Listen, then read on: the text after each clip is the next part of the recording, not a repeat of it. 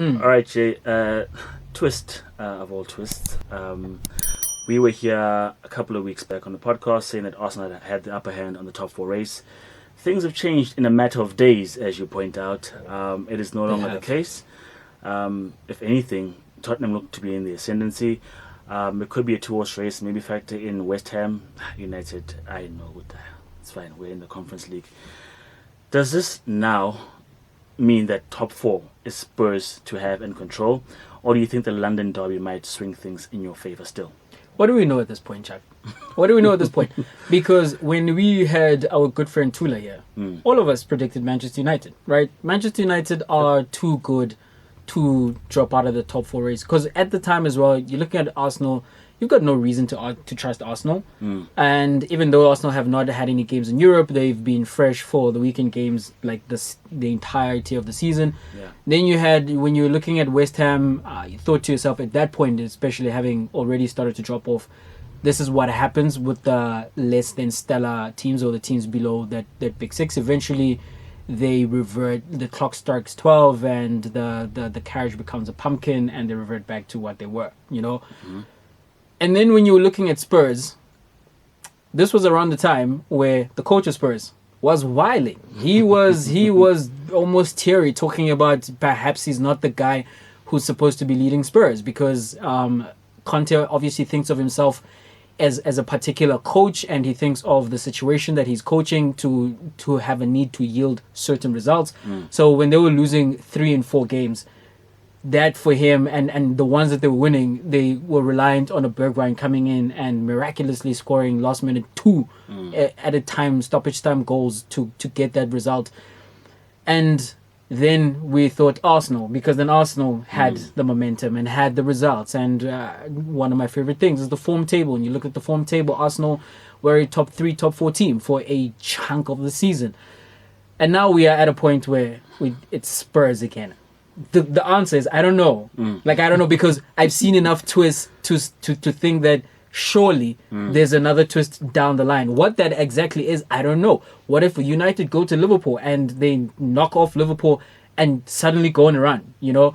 But as things stand, those guys at formerly White Hart Lane and the best stadium in the country over in England at the moment, they two dudes are doing stupendous things. When they click, we know. That they really have something over the rest of the teams. They've got 2 world-class players playing at a world-class level who know and understand each other. You were saying before we were recording, we were looking at the stats, and how Son is now suddenly on 17 goals, only 3 goals behind Mo Salah. And he's going to finish, it looks like, the season ahead of Kane in terms of goal scoring. And you were mentioning that Kane knows, Son knows, like, well, I'm the one who's going on the run. You can provide the assists. And he is great at providing those assists. He knows the movement of his teammate. His teammate knows he's going to find him. And now, whereas in the past we have bemoaned the fact that Spurs' options are just down to those 2 guys, Kulusevski is scored. He's provided, I think, 8 returns in like his 6 games that he's played for Spurs, and he is a threat the whole time. Bentancur as well has been a good addition. We've seen Doherty come into the team, and he's been Doherty looks good now. Threat. He's the guy that they signed from Wolves, right? Yeah, Wolves. And now it's Emerson Royale went down. Sessegnon also went down. You're like, oh, man, they might be in trouble. No. They've got Doherty to step in, and he is the second coming of those great fullbacks at Chelsea and at Liverpool. So, yeah, man, they're looking odds on at the moment. Although Arsenal and Spurs are still on the same number of points. So, what do you think? Look, I keep thinking about Roy Keane's comment, Doherty. Can't tell me about Doherty, man. And I always carry that in my mind when I watch him, man. But of late, his recent displays, I mean, with him grabbing the goal and Emerson as well, who I didn't think was solid enough for the Spurs team, because we thought they did some business. Because Emerson came back in 2 games before, and Doherty was now playing left back. Like, he was debutizing at right back, and then Emerson comes back and it's like, oh, he's Cancelo apparently. He can shift to the other fullback spot as well. So Conte ball, we'll mix and match and make sure that things work. So when I look at him finding the back of the net and Emerson as well, because we looked at their work in the transfer market and we're like, I didn't quite do much. Didn't help their cause by signing just Doherty and Emerson Royale. Like, what are they looking to do with these players? But in January, with Conte at the helm, Kulusevski, who was a revelation when he joined Juve in his first season, fell away for whatever reason, but he was a revelation in his first season. Was him, was Dubai, was Ronaldo. They were on top of the world. Or Bentancur as well, who fell out of favour. I don't know why, because I guess Juve has got resources, I guess. When those two guys joined the team, things became different. Suddenly Spurs have got control of games. And I find it bemoan the fact that even with those guys, they were dropping points and not winning the games that they should have been winning. But right now, you've got Bentancur firing, Kulusevski, and most importantly, Kane and Son. And now, I mean, no one, or rather, there's no pair that's on fire like they are right now. And this Can you even remember the time when there was questions around Harry Kane does not want to be there? He's sulking. He's sulking, yeah, he looks disinterested.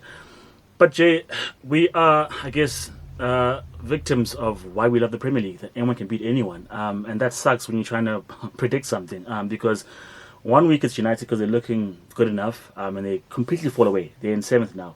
And in the other week, it looks like Arsenal because they're playing good football. Odegaard is controlling games. Partey is there as a linchpin.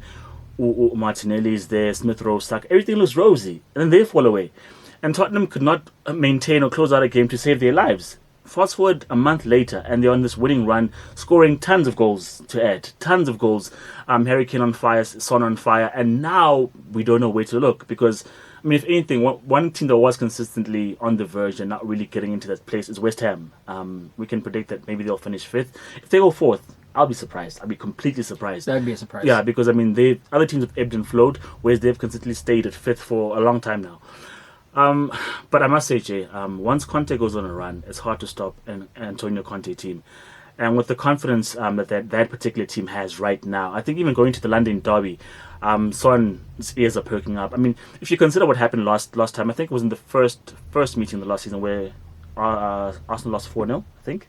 Against Tottenham. No, Chuck. No, where Son 2-0. scored? Just 2-0 where there was the matter of second half Arsenal on top and they had the record number of crosses. Was it just 2 where Son scored like from outside the box, that curler? Yes, it was the curler and it was a goal scored like in the box. Error in my memory, but it was a dominant game, a dominant display by Tottenham, at least in the first half.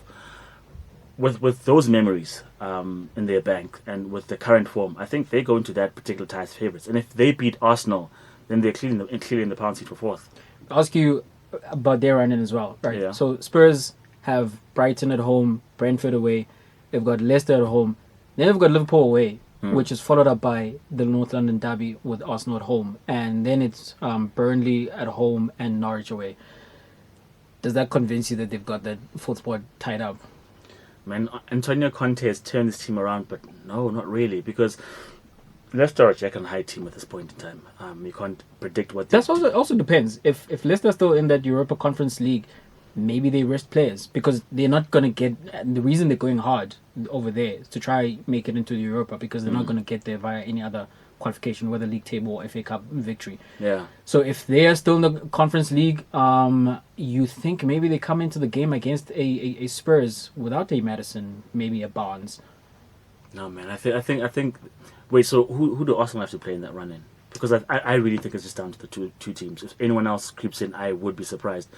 I think the Liverpool game obviously is a standout fixture that could be trouble for them. Obviously, they're the North London derby because it's direct rivals looking for that one same spot. But nah, man, I can't look past. Okay, let me give you Arsenal's fixtures. Mm-hmm. Southampton away. Okay. And then it's Chelsea away. It's United at home. It's West Ham away, back to back to back. Then it's Leeds at home, Spurs away, Newcastle away, and Everton at home. Nah. I think it's way more tricky for Arsenal. I mean, look, Newcastle somehow are resurgent, and you can actually think them a proper threat.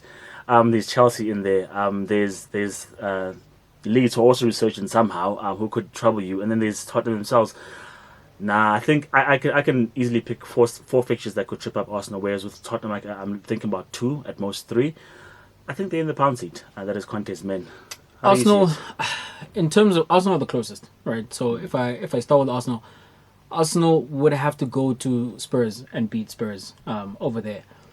Can they do it? They can, because if you consider that the second half of last season, Spurs came to Arsenal. Arsenal won that game pretty convincingly. That was the game, in my opinion, Gareth Bale just like didn't even try. And then in this season, Can I just pause there? I had a flashback. Like, what year is Jay talking about? And like, oh, Gareth Bale came for a stint. Last season, he was a Spurs player. Also, when he came off the bench in the Champions League games, like, oh, Gareth Bale still plays for Real Madrid. There you go. So, and then in this season, Spurs, the fixture was played at the Emirates, obviously, and Arsenal were very much on top. So, there is the recent experience of having beaten Spurs twice and convincingly, although both those games were at home. So, going away, that does stand them in some good stead. And as we said, it's a derby. But when Spurs look at what is going on at Arsenal, the fact that there is no Thomas Partey in the middle, the fact that there is no Granit Xhaka in the middle as well, because Granit Xhaka is the left back, because the left back who was signed in order to try and mitigate when you have a situation where Tierney goes down with injury, which tends to happen, and now Tierney's out for the rest of the season. Tavares is someone who the coach doesn't trust anymore, because he played him in the game before this one, and then he pulled him in the middle of the game, and he switched Granit Xhaka to left back. And then in the game now, most recently against Brighton, Xhaka starts at left back. So you are down your best midfielder, and then your second best midfielder is not even playing in midfield as well. So because in the game against Brighton, you had Odegaard who was playing a little deeper. You also then had Smith Rowe who was playing the number 10. In my opinion, I think Smith Rowe is a number 10. He came up in the youth ranks playing over there. Although what I saw on the weekend was troubling. It seems to me when you ask both of Smith Rowe and Odegaard to play very centrally, because although Odegaard does play through the middle, he plays more towards the right-hand side, closer to Saka when he's playing in his more natural position. So he's not facing the entirety of the midfield collapsing on him. Same thing as Smith Rowe, who usually plays from the right, and that's where his chances and that's where his goals come from. Now, with that congestion, they couldn't do anything. Also, what Brighton and maybe other teams would have figured out is that if you do clog up those wide areas where you nullify a Saka, you nullify a Martinelli on the other side, the goals are not coming anywhere else for Arsenal. Lacazette is not scoring any goals. Lacazette's not You there don't for have goals to anymore. even worry about him. He's not. You don't. So if weird. you don't have to account for the striker, and now you've figured out that okay, if we close off what is coming from the sides, then the question is, where are the goals going to come for Arsenal? You know, so that is something that's not going to be sorted anytime soon, because as I said, Tierney's out for the season. Thomas Partey looks like also he's out for the season. If he comes back, he's probably going to come back for the last 3 or 2 games. At that point, what kind of damage would have happened to Arsenal? Then if I shift to Manchester United, having watched Manchester United against Everton, again, why is Nemanja Matic someone who is playing in a Manchester United shirt? Manchester United brought on Juan Mata. I was speaking about the fact that seeing Gareth Bale come off the bench for Real Madrid is he's still there.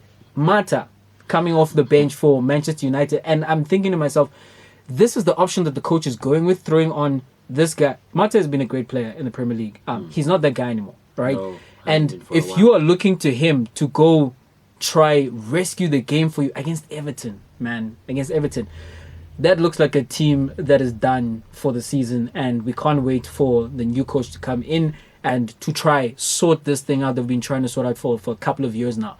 So United, as much as I said they might go to Liverpool. I'm going to say in the mic, United won't surprise us. They're not in the top 4. They won't surprise us. They won't.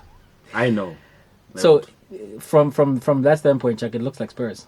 Yeah. Again, I've said this about United. I've said this about Arsenal as well. Something might happen, but you want to peak at the right time. Yeah. And it feels like Spurs are peaking at the right time. And David Moyes' boys are stuttering at the moment. So, I mean, if Bowen's not scoring, Antonio's not getting them goals as well. And then Lanzini sometimes is good and then not. And then they try getting Benrahma or Fornals. They haven't quite gotten their rhythm that they had in the middle of the season. So I think they're also going to not make it in the top 4. So it is really between the two sides in the northern part of London. I think, we have to give it to Spurs.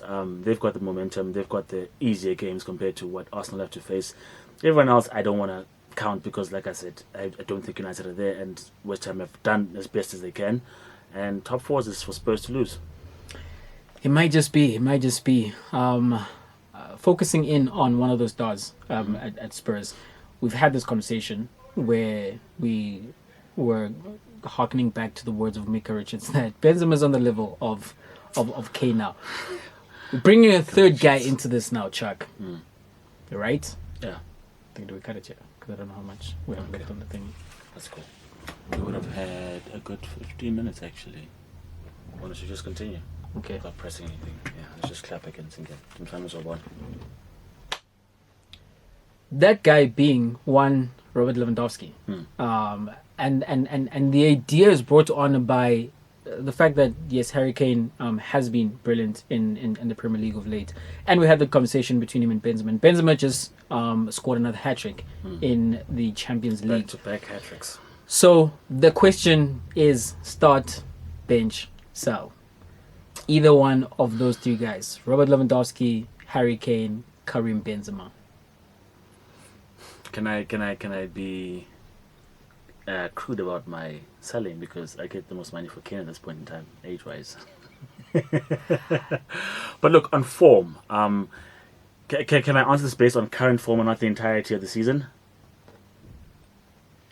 You have a game.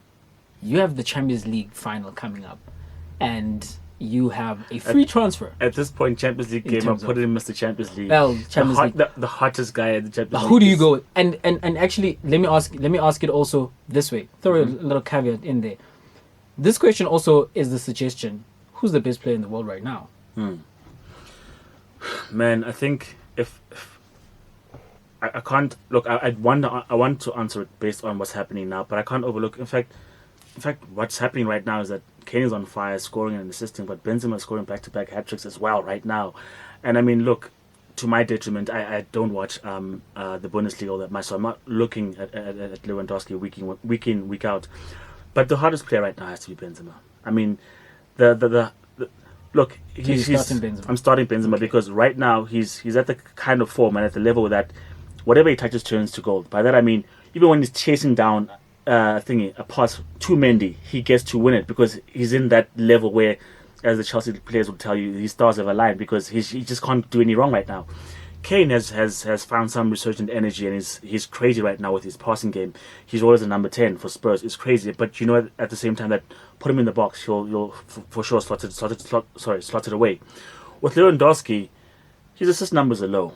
But he's not there for the numbers, whereas it's because he's got Serge Gnabry, he's got Leroy Sané, he's got Kimmich, he's got Müller as well, giving the balls to him, and all he has to do is convert. And he's been doing that at a very, very high level. The goal numbers speak for themselves. Start, it must be Benzema. Bench Harry Kane because I feel he will come in and make a difference. Sell Lewandowski.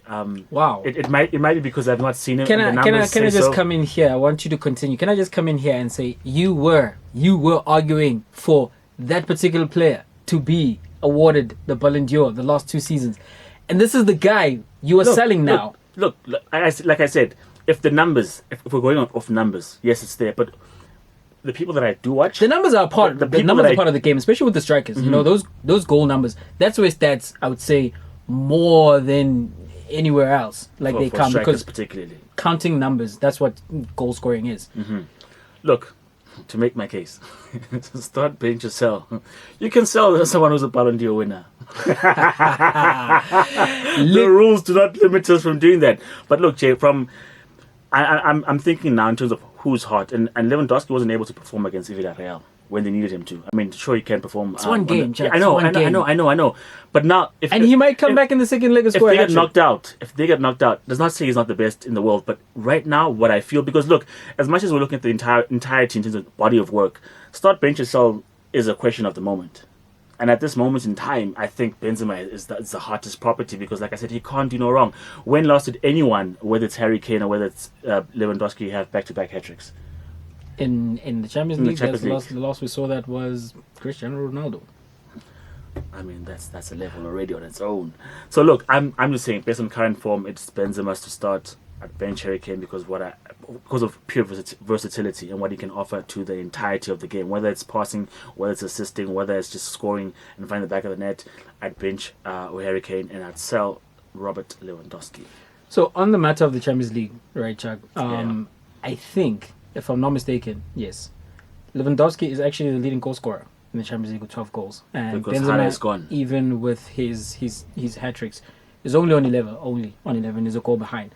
So Lewandowski is still leading those charts. Lewandowski has already scored 30 goals in the Bundesliga, right? Which is a lot, I know. Which is a lot, yes. And I believe he's about to complete his 7th or 8th season in a row, scoring 40 plus goals. So Do you have him starting? no, I've got Benzema starting.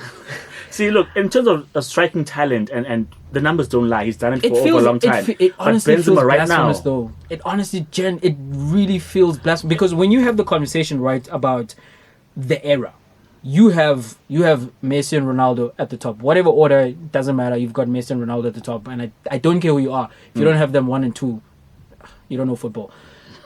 The question always comes, who's third, right? And I've had Luis Suarez or perhaps Neymar, in that spot, and that's usually one of those two. And then you've had Lewandowski, who's also in that conversation. It does feel blasphemous to look at the guy who you think is the third best player behind Ronaldo and Messi in this era, and not start him. It also, because on the basis that he's hitting goal marks that have only been hit by those two aliens. He's recently last season broke the record in a season for goals in the Bundesliga, which was there since the 1970s, if I'm not mistaken. It's hard to overlook that, right? It's hard to overlook that. But what I have said and what I maintain is, when I look at Harry Kane and I look at Benzema, overall, I do honestly believe they are better football players than Lewandowski. Like, they can do more on a football field. Well, this is what I want to ask, and sorry to cut in there, but if we're looking at a striker's role, we're looking for goals. How much does that factor in? Because I also want to sell Lewandowski. I don't know where you're going to place him, but when I look at the job, I mean, if we're looking at a midfielder, better footballers is a big case to be made. True. But when you're trying to find the back of the net, and the guy's been finding the back of the net for so long, and look, I think we overlook Lewandowski so much because of media. I mean, we only see so much of Lewandowski, whether it's because of our subscriptions or whether we don't see him enough on the internet or whatever the case may be. Yeah. And I think that's how Ballon d'Or voting goes as well, because in the minds of a lot of people who are voting, who is heating it up in the Champions League and the leagues that are big and publicized. And the Bundesliga, I think, is firmly third in terms of the publicity of what the exploits of Lewandowski are. So, question to you, Jay, in terms of an actual footballer, and this start bench yourself, how much does that factor in terms of I'm looking for a striker? So, because I know I made the case for... The matter is, what is the profile of the team? Right. Yeah. So obviously, if we take a team into account, then that's much easier. I think the question that we are putting forth would be, across a different number of teams, who would you have there, regardless of who you have around? Because if you have a situation where we just need a goal scorer, Lewandowski, obviously, like he is the gunman. These guys have had amazing goal totals, but not like Lewandowski. Let us do this then. Let's play swap around, put them in different jerseys, and ask the question: what do those teams look like?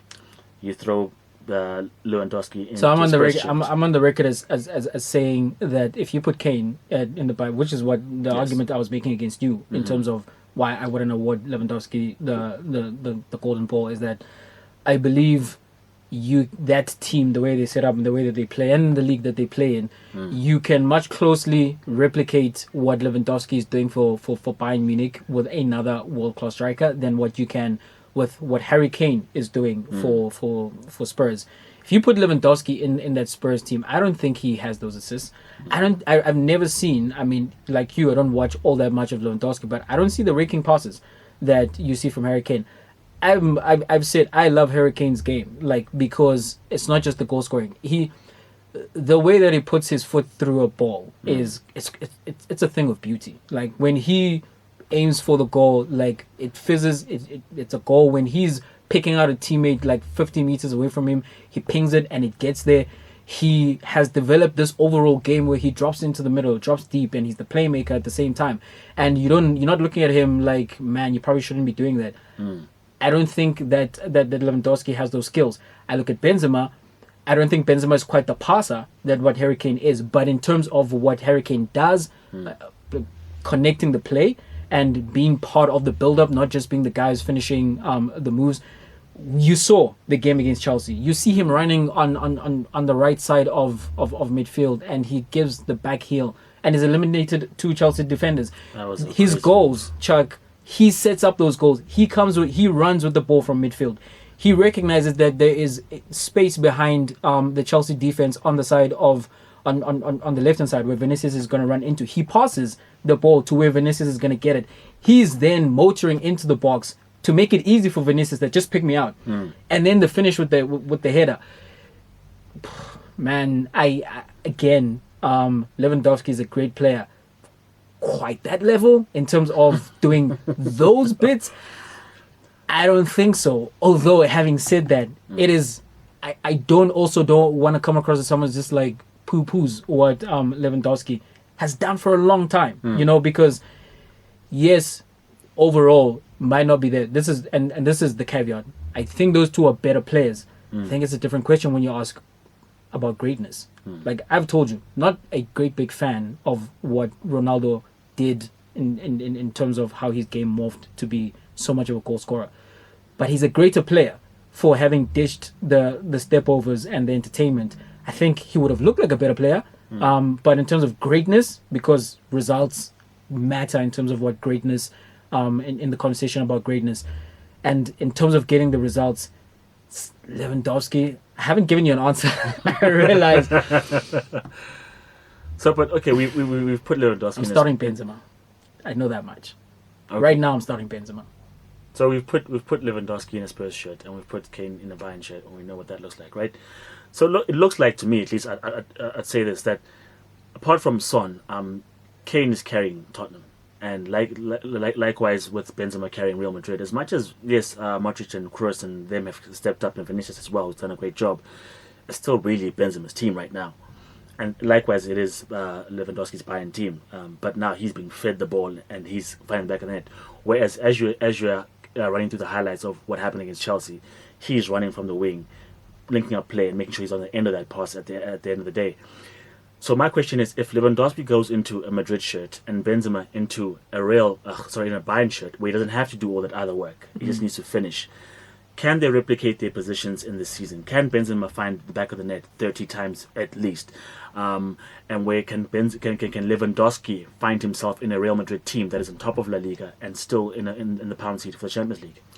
I think Lewandowski would score anyway. The Bundesliga is rightly called a farmers league because of the dominance. You know what's going to happen every single season. And part of the reason for his goal totals are because he plays there. But you also see him doing in the Champions League. Yeah. Like, you cannot get away from the fact that he is scoring against better teams than what you find in the Bundesliga. And if we put him in La Liga, as much as Ronaldo and Messi dominated La Liga is probably the same level in terms of how relatively easy it is to score as with the Bundesliga. So I think he'd score. Anywhere you put him, he'd score. There's always a question, but has he done it in the Premier League? There are no cold nights in Stoke anymore, really. If you put Lewandowski in the Manchester City team, and I think that's fair because that's the level of play he is and level of club, he's probably nearing 30 goals or so. He's threatening, you would think, the goal totals of Salah, those record numbers. In a Spurs shirt, I mean, that's questionable. That's different, That is different because of what he has behind him, and that is not something you can hold against him. That if the thing that he does better than everybody else is finish the moves and score the goals, then you set up your team in such a way where you put him in the best position to score those goals, right? And as a result, as I'm saying, like, I think he'd score anyway, but I think those other two guys score in a Bayern shirt. I think Benzema scores in a Bayern shirt, but do I think they can score at the level of Lewandowski? There's no one in the world, and that's the proof is in those numbers. Those numbers don't lie. That for a good number of seasons now, since Messi and Ronaldo have dropped off from those levels,